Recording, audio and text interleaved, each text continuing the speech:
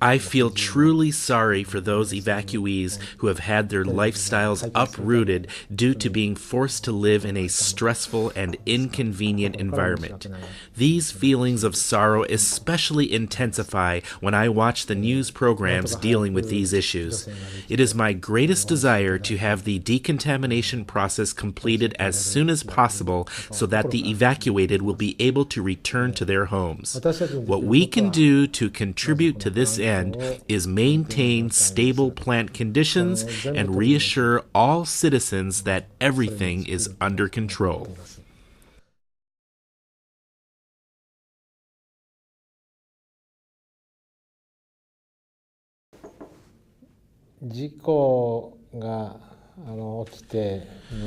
Two weeks into the accident, while it was necessary to investigate the inside of the reactor building, physically entering the structure seemed impossible at that time. Hence, we used a robot to conduct an inspection, and then on May 9th, 9 members, including myself, entered the building. Although inside it was very dark, we were able to work without difficulty as we had verified the surroundings many times beforehand using the robot. A second and third team was sent in. They succeeded in opening the truck bay door. This allowed many workers to enter the building, where they restored the water injection facilities and installed the nitrogen injection facilities, which led to achieving a cold shutdown.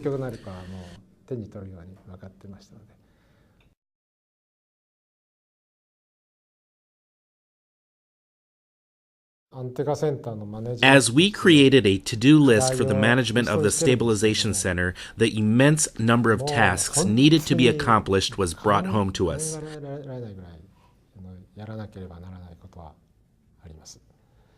Given the sustained and long-term effort needed, we first have to establish a proper organization and system and do everything we can to secure a safe working environment.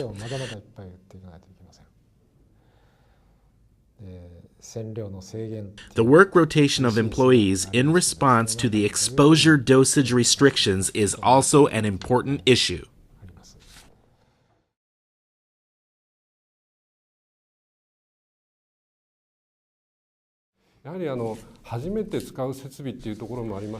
The water treatment facility began operations from last June.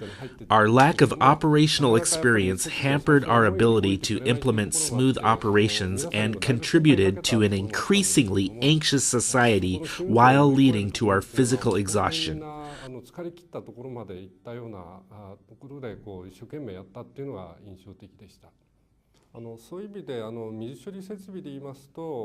Currently, Kurion and Sari are the main pieces of equipment being used for these operations. This provides us enough capacity to process the wastewater generated. By using this equipment in alternate shifts, we are able to realize stable operations. It should be noted that even when operations stop, the water level of the building can be maintained at 3,000 millimeters above sea level. Therefore, we can afford to stop the operations of this facility for a certain amount of time if necessary. Regardless, we must properly maintain these facilities continually in case anything goes wrong. They have been in operation for almost a year now. We will operate this system in consideration of the system capacity, the chemistry change of water brought about by climate change, and the underground water inflow, etc.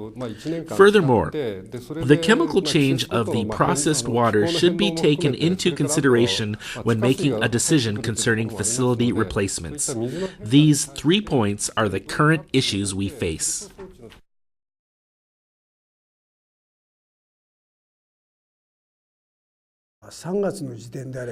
When the accident occurred, the crucial issue we faced was securing a stable power supply. We considered installing power cables and gathering power panels for use, irrespective of how worn or torn they were, and had them connected to supply power to the power station.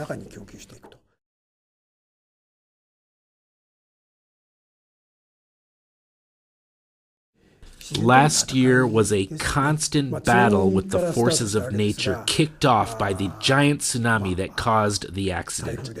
We had to establish protective measures against typhoons, machinery freezing, and lightning strikes. Preventing the equipment from malfunctioning due to freezing was an especially difficult challenge.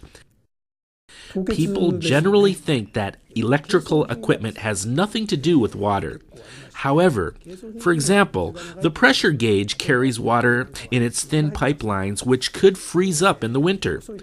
While we thought the instruments inside the building were safe, the cold wind flowing in through the opened truck bay door proved otherwise. Hence, we had to place a cover over the door entrance. We also had to consider the reliability of power supply. Multiplexing is the most basic method to achieve this. We have installed multiple backup transmission lines, switch gears, and cables on both the supply and load side so that power supply can be maintained even if one line goes out. This ensures a high degree of reliability.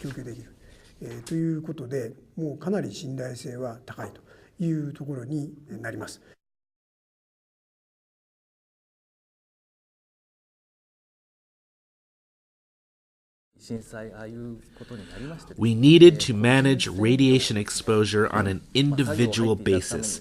The procurement of masks and protection gear was also important.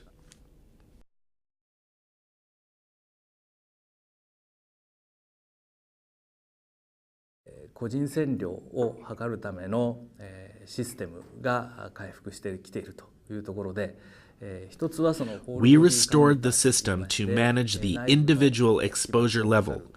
For example, the number of installed whole body counters to measure internal exposure was increased from a few to 12. We have been able to stably procure radiation protection gear and provide them to the workers without too much interruption to their work. Furthermore, we are now able to periodically monitor radiation release amounts to the outside environment and observe their decrease.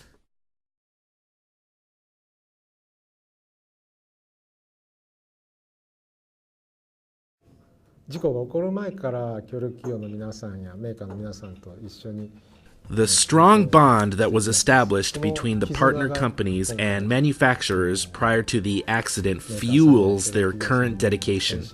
We are truly grateful for their unwavering and unselfish cooperation. There are still many things we have to do in order to improve safety. From time to time, things happen that cause injuries.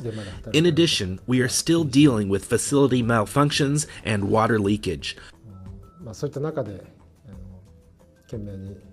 The workers are dealing with very harsh conditions where a certain amount of human error cannot be avoided. We would like to show our gratitude for those who are working in such an environment. I consider it my mission to do everything I can to secure their safety.